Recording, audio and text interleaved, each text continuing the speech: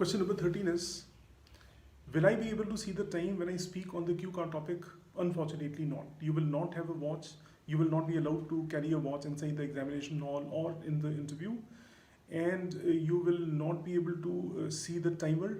The examiner will have the timer and he will time you when you start yours. He will tell you when to start and he will tell you when to stop.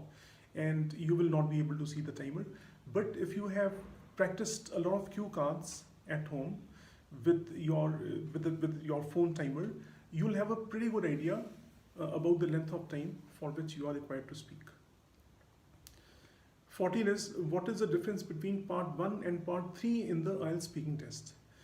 See, basically the difference is that in the first part you can give short answers, 4 to 5 sentences would suffice, but in part 3 it is more like a discussion. So the examiner expects you to speak at length, explain your ideas in more detail, to give examples if possible, and to use complex sentence structures. So in short, the difference is that your answers in part 3 have to be slightly longer and more detailed. The next question is, should I give examples in my answers? Yes, of course. Try to include examples in your answers. That makes the answers more interesting, and it also helps you to give longer answers. And this is especially important in part 3, where you are required to expand upon your ideas. Number 16 is, what should I do if I don't understand a particular question? Well, you can ask the examiner to repeat the question. You can request the examiner to repeat the question for you, and he will repeat it. He will not, please remember, he will not explain the meaning of the question to you. So if there's a word in the question due to which you are not being able to understand the question, then he can't help you. He will repeat the question, but you will still not be able to get it. Will it affect my score if I ask the examiner to repeat the question? No, it will not affect your score if you do it 2 or 3 times at the max. But if you are doing it repeatedly for every question, then of course you are going to be penalized. Question number 18 is, what should I do if I don't have any idea for the answer to a question in part 3? Well, it happens sometimes. You don't know much about a topic, you have never discussed it, you've never read about it. The examiner asks you a question and you suddenly go blank. You have nothing to say. But the thing is that you must try and say something at least. Keeping mum is going to attract a penalty. So you have to try and say something. For example, if the examiner asks a question like, do you think that space research benefits the humanity? And you don't have any idea about it. So you can say that, to be honest, I've never thought about it, but I'm sure there are benefits of space research. And that is why so many countries are spending huge amounts of money on space research. But I can't really say what those benefits are. 19. Do I need to speak with an American or British accent in the IELTS speaking test? No, you don't need to speak with an accent. You can get a perfect score of 9 bands even without an accent, because accent is not considered in assessing your performance. See, people all around the world speak with different accents. Americans, British, Australians. If accent was regarded as a criterion, then I think that French people would never be able to get a good score in the IELTS exam, because in French, they don't have t and d sounds. So a French will speak English like this. What are you doing? Something like this. So now everybody understands that people of different nationalities speak with different accents, and it's perfectly acceptable. You will not be penalized for not using an accent, and even if you try to use an accent, it is going to sound very fake. Question number 20 is, do I need to worry if the examiner interrupts my answer? This happens sometimes in the IELTS interview.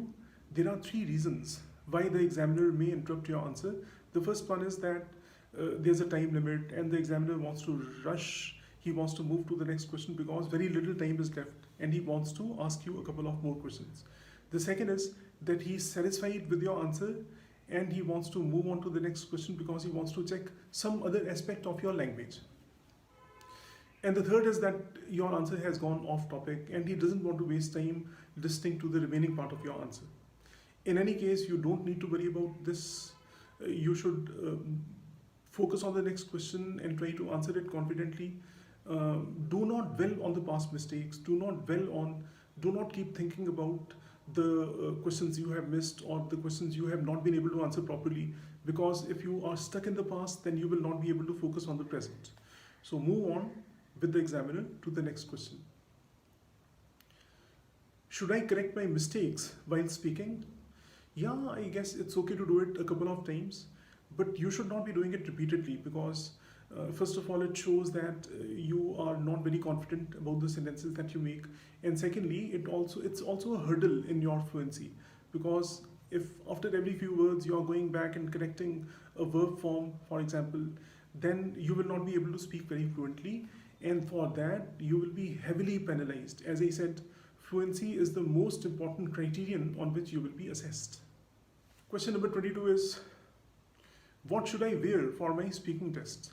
Well, you just need to wear something comfortable and something not exactly formal. There's no dress code. You don't need to wear a necktie for boys, and girls don't need to wear a very formal suit. But I think that your dress should not be very casual because you have to make a good impression on the examiner. He should get the impression that you are a serious candidate and you understand the seriousness of the situation. So wear something that is comfortable and at the same time semi-formal, if not formal.